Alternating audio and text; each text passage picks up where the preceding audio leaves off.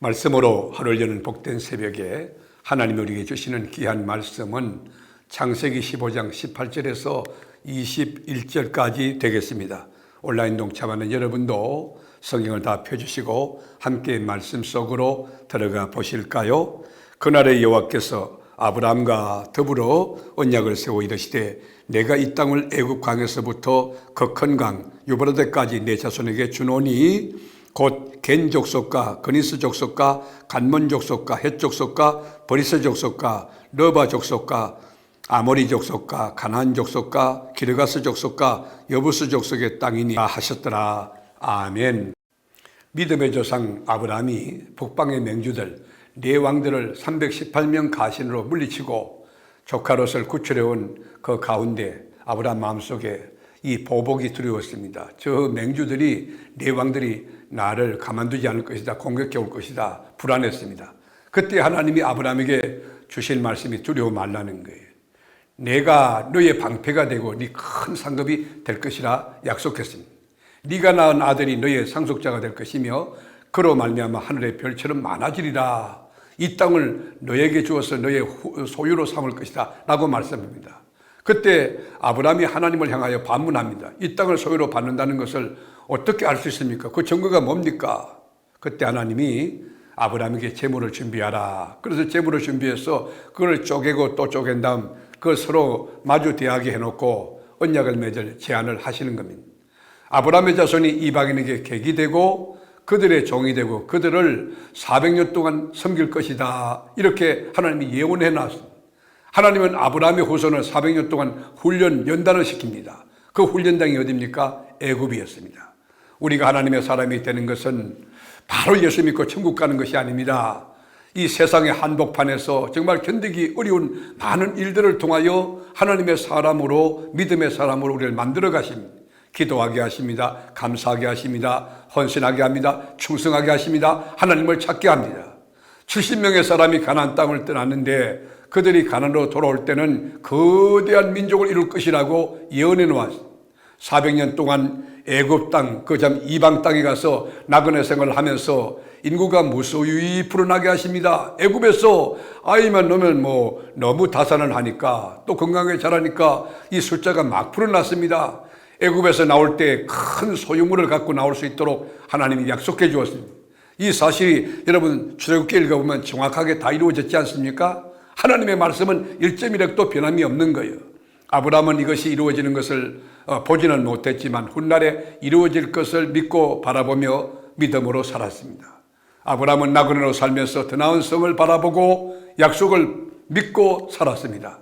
장수하다가 그가 평안히 조상에게로 돌아가 장수될 것이요 15절에 그렇게 되어 있지 않습니까? 장수한다는 말은 좋다, 즐겁다, 아름답다로 번역할 수가 있습니다. 아브라함이 의미 없이 그저 오래 장수하는 것이 아니라 즐겁고 아름답고 행복하게 복된 삶을 살 것을 약속해 주신 것입니다. 여러분의 남은 날은 이런 아브라함의 복이 여러분에게 충만할 수 있기를 주님의 이름으로 축복합니다. 이 언약을 맺을 때는 아브라함에게 어떤 자손도 없었을 때이고 땅 한 평도 없습니다. 그리고 전혀 가진 것도 없습니다. 그러나 이 일은 아브라함 이후로 수백 년이 지난 다음에 그 약속이 다 이루어졌습니다. 이 약속을 위하여 아브라함이 자신의 노력이나 능력으로 하나님을 도와드려서 된 것 하나도 없습니다. 하나님은 아브라함에게 아무것도 요구하지 않으셨습니다. 별처럼 셀 수 없는 무리는 애굽에서부터 가나안에 들어간 사람들만 의미하는 것이 아닙니다.